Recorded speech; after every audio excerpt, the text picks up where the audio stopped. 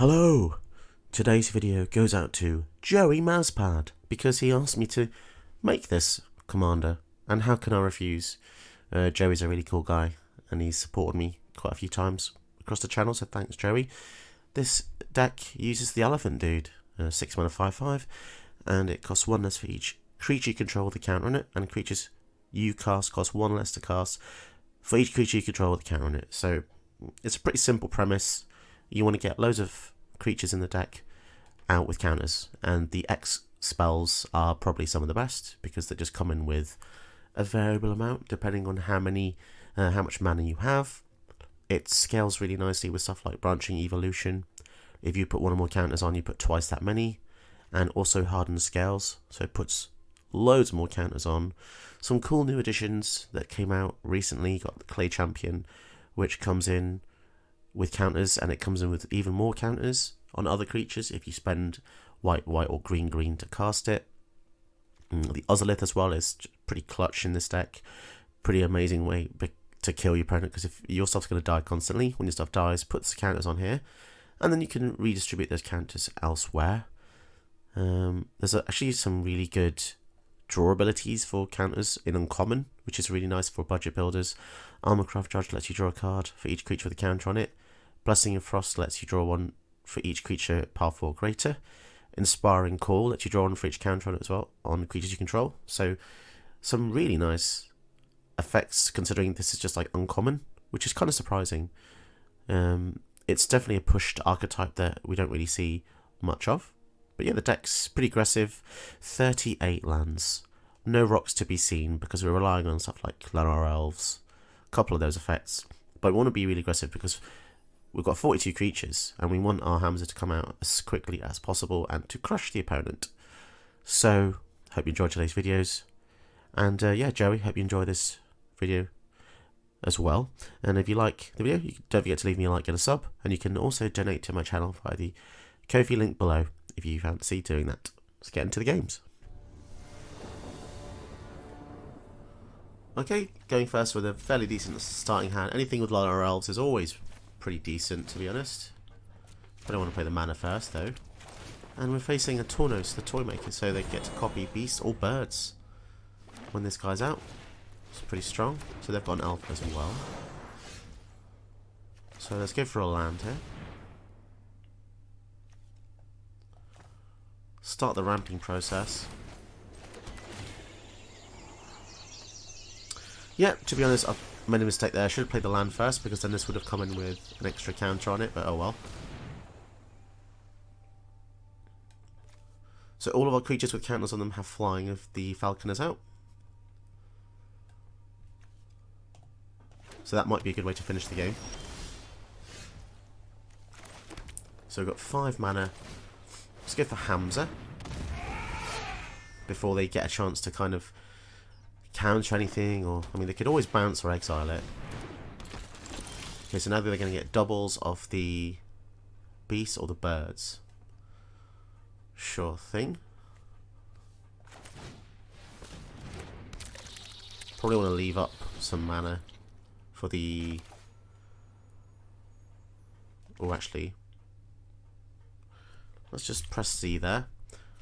I definitely want the Esper Sentinel, because that's going to let us get extra things. 3 mana open.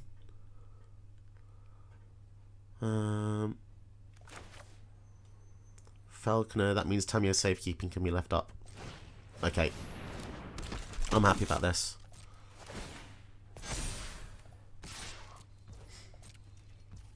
Pretty good start. I'm a bit concerned though, because there are some very good beasts and birds in the game here. Okay, that's exactly what kind of game we want to see. Just get out so many creatures that the opponent can't deal with them. Opponent goes first, and we have an actually really cool hand. Gala Greetus works super nicely with any other creatures, to be honest. Yeah, we'll keep this. Tamio, Simic build, all sorts of shenanigans. Maybe control-y? Not 100% sure there.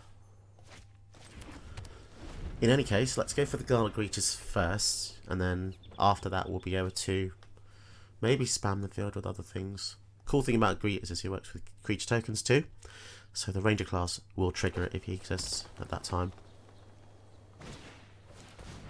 Abundant Harvest. So the cards they're using here do seem a lot more control-y than ours, because there's a lot of support cards, whereas we're more about the beatdown. But that's fine.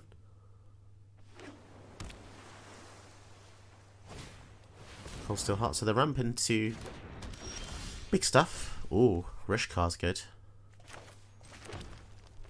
Do we want to get Rishkar out here, or do we want to get two things? Yeah, let's go for two things here. Let's go for the ramp. And then... yeah, go for the Ranger class as well, I think. That seems fine with me. And then we'll get another counter here. Swinging, so yeah, even if they get the Tamio out, we can attack with some other things. We want to get into a stage where we've got loads of attackers out and we can hold up the Yanti Scale Shield, because it gives our stuff hexproof, indestructible. Really good against board wipes. I mean, they're Simic, so it's unlikely that they'll have any board wipes. There's one or two. There's a Saga that destroys all things. Here comes Tamio. She'll probably tap one of the creatures. Sure as the moon rises, okay, that's fine. So she's got 6 loyalty. Wow, she talks a lot, doesn't she? Okay, so how do we pump this up to more? We could go for Hamza. Can we deal 6? Let's go for Rishkar. We get another treasure. We want to keep ramping. That's 5. And then if we uptick, we can get 6 power. Oh no. Oh no. That's not good. We tapped him to do that, didn't we? When there was a treasure. Why the hell? Oh no. Okay, that was a mistake as such. Submit. Okay, I mean, I guess it means we just set up the following turns. But that was annoying that it didn't use this, because then we could have killed the Tamio. God damn it. If they River's Rebuke, it's always River's Rebuke, isn't it? They always have it.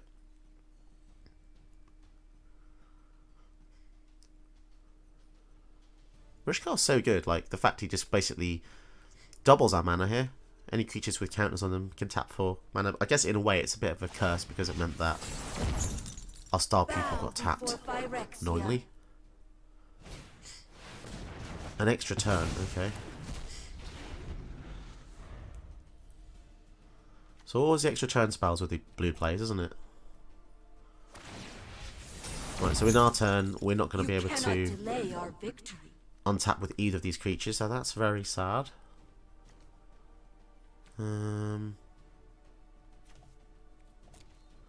Please no more extra turn spells. Life is pain. Key to the archive. So I'd like to leave up the anti-scale shield if possible, but I'm not sure how possible that's going to really be.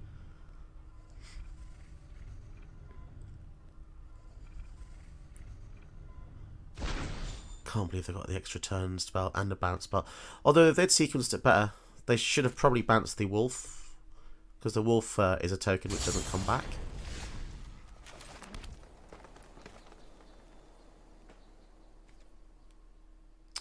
So we can deal 3 to the Tamio. Alright, let's see if we can deal 3 here.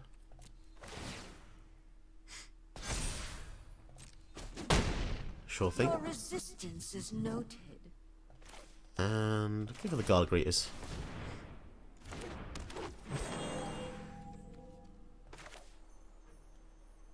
And if we get desperate, we can always just use the 3. We've got the treasures here for the scale shield, so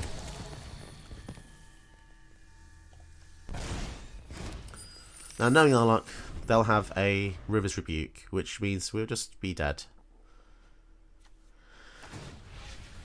See if we can give our stuff hexproof, because they seemingly, well, they went for that ability first, didn't they? So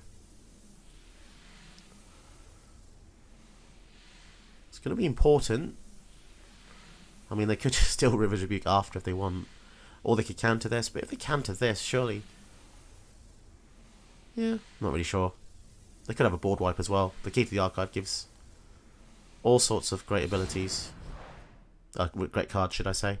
Some of them are board wipes. Drawing 2 cards, that's crazy as well. 5 cards in hand.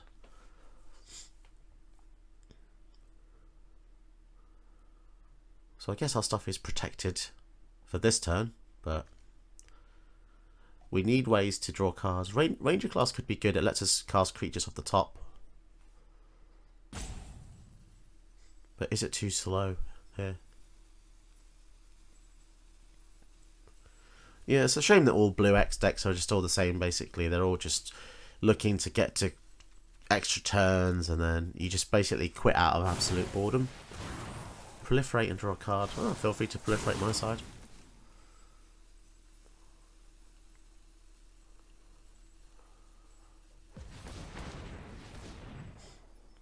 They're going to tap out. Skyclave Relic. Oh my. Armorcraft Judge. So if they hadn't have just quit there, we could have used the Armorcraft Judge to draw like 3 cards. So that would have been pretty good. But damn.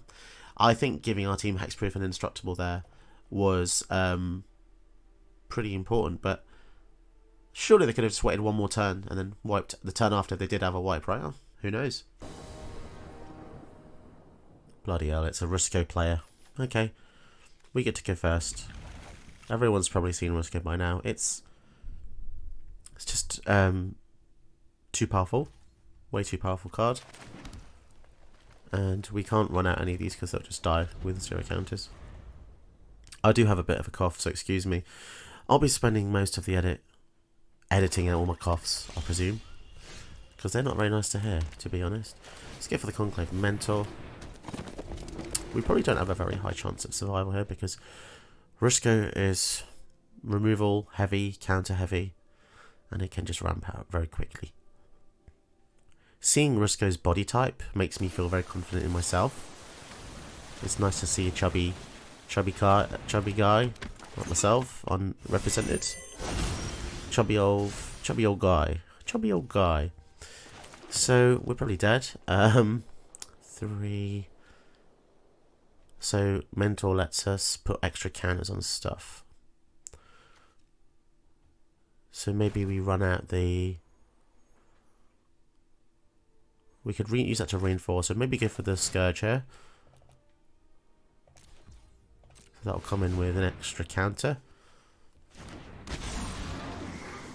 It's unlikely that he has board wipes, but I don't really know, to be honest. He could have just run the Rusko out to ramp, but then again, he spent Dark Ritual doing that, so I don't feel like he's going to just go and wipe the field here, but who knows?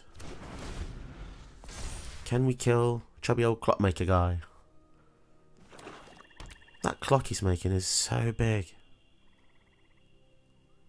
Maybe it's a grandfather clock or something, who knows? All I know is he makes a lot of clocks. Elspeth's Nightmare, that's going to kill the Mentor. That's annoying. So here comes the pain. I mean, we don't have any non-creature spells in our hand, so he's got a Fatal Push as well, and that would certainly kill it. Okay, so he's going to attack in. Not bothered about that too much. Rishkar is good a bit later. For now, let's go for this Hydra. And we can swing in, so he's going to be able to drain us for loads and loads. Which is annoying, because we're a green aggro deck, and we want to deal as much damage as we can, but he's just going to ramp and cast spells and drain us along the way. He just does too many things.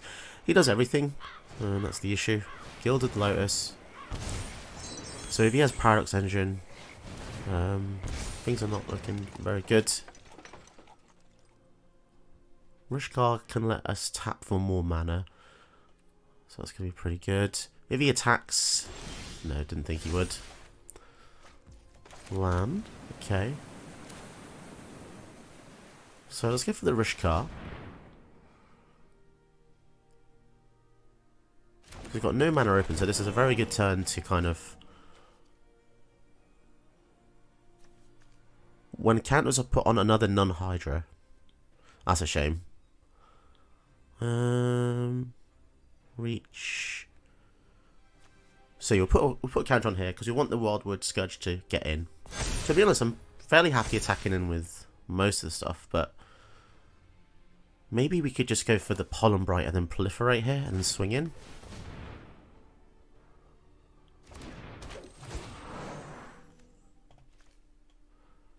I could even proliferate the Nightmare just to get that out of the way.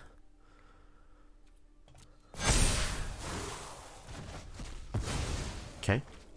Now, this is a really good looking kind of attack going on here, but he didn't even flinch. So I presume he's going to have lots of ways to come back. Probably quite a few kill spells, or one board wipe would just set us back super far here. And I kind of knew we didn't have a very good chance versus Rusko, but I just wanted to see, because it just makes me a bit tired. Okay, so he's got the Paradox Engine combo as well. So he's going to be able to draw 7 cards here with the Midnight Clock. Yada, yada, yada. Yeah, this is pretty old. We see Paradox Engine used in a lot of combo decks. If he gets an extra turn spell here, I'll probably just concede. Because well, firstly, he's got 7 cards in hand. Or, yeah. Damn it. Yeah, it's annoying because our deck isn't geared to face these control builds. It's more fun when we get to face other aggro builds, but... Thoughtseize to get rid of the Loxodon. I mean, if that's...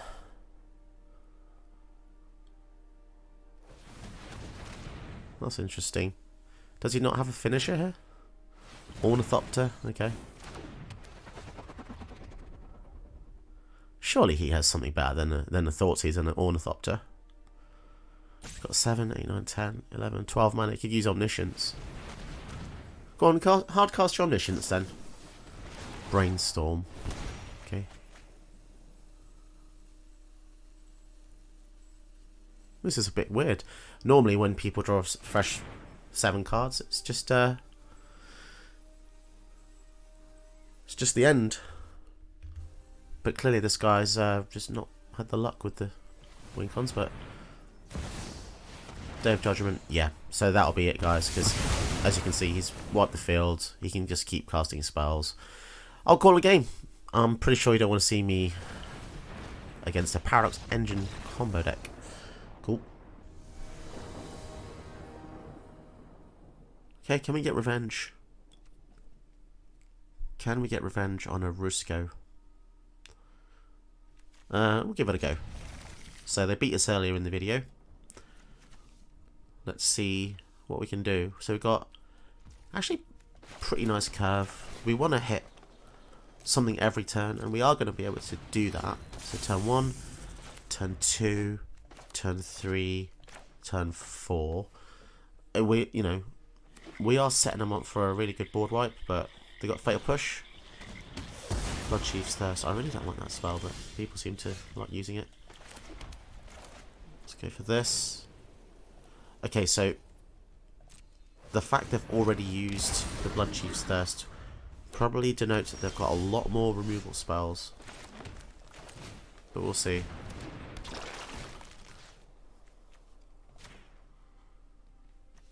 Have they got another? So the Aura Refuse is really cool because whenever it attacks, put a counter on each creature with a counter on it. Pretty awesome.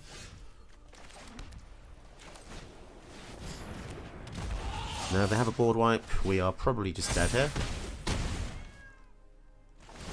But we do have 2 odds, 1 even, 5 toughness, so that Languish wouldn't do it.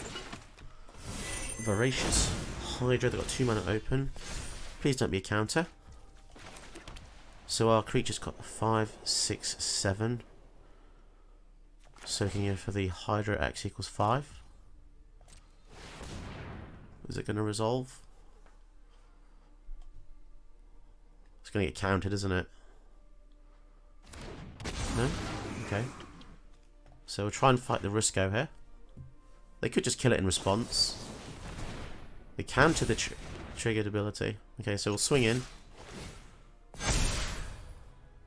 Interesting.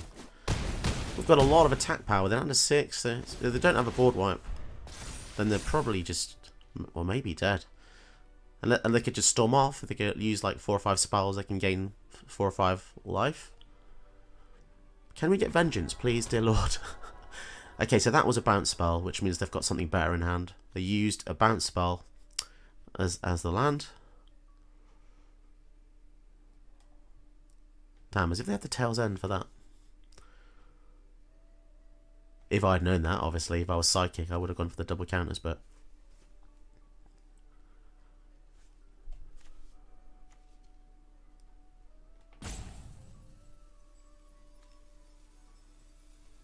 we don't have... oh, so that does have trample. So the Voracious Hydra is probably the toughest thing they have to deal with here.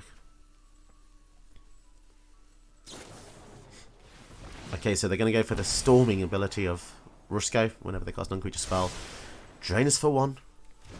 This is why he's so OP. He does too many things.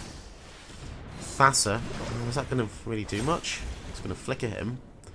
We get another clock, another mana. But how much stuff can he do with 3 mana here? Seemingly something else.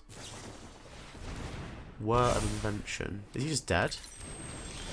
I think he's just dead. Oh wow, Bastion. Oh, he's really dead. Oh, this is just retribution of the highest order. Go on, we'll proliferate the rep ring as well. Yeah, go on, we'll proliferate each of those as well. Why not? Suck my Hydras. Yeah, take that. You deserve that. Playing Rusko. Opponent goes first with Go-Shintai. Boring. Boring card. I thought we've seen enough of this card now, but people still want to play these. I mean, obviously there's a market for these types of cards, but my goodness. So OP. Just so much stuff. The fact they make it not even cost Wooburg as well is crazy.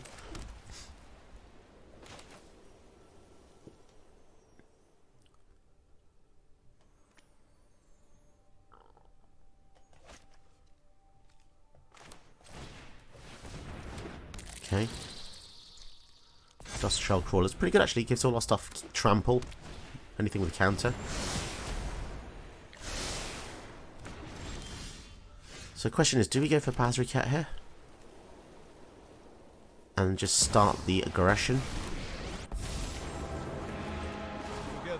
Because once we get Bazricat to ultimate, I think it's going to be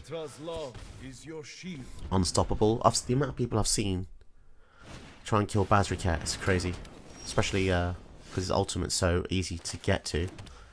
Snakeskin Veil's good.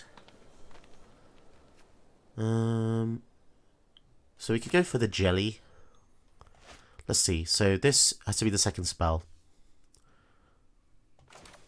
So we'll go... we want to have 4 mana. So we have 1, 2... we want to basically leave up 1, don't we? So yeah, this works. Do that. Do this. Put a counter on there. And then we'll put a counter on here, yeah. Do a bit more damage. And then we've got the hexproof. I will guard your advance. Okay, I mean, if they've got a board wipe, we're just buggered. Binding. They're going to binding the Basri, aren't they? Oh, that's a real shame. That's a real shame, but at least we still have our army. That's important. Including Hamza with a Snakeskin Veil. So, if we protect any of our things here. This will also give it an extra counter. So we're looking to travel into the end game here. Already. Sanctum of All. Oh my goodness. That's very good.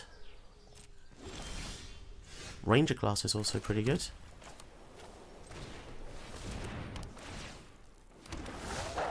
So let's get the trigger for this. Put the counter on the jelly. Right, so they're in a bit of trouble here because if they, let's say they have a board wipe. They're gonna have to deal with everything, but we'll also have the ochre jelly, which creates a. It will create a 2/2 when it dies because I'll probably use a snakeskin veil on it. So they do have a board wipe. Supreme Verdict. Okay. Do they also have a way to gain 2?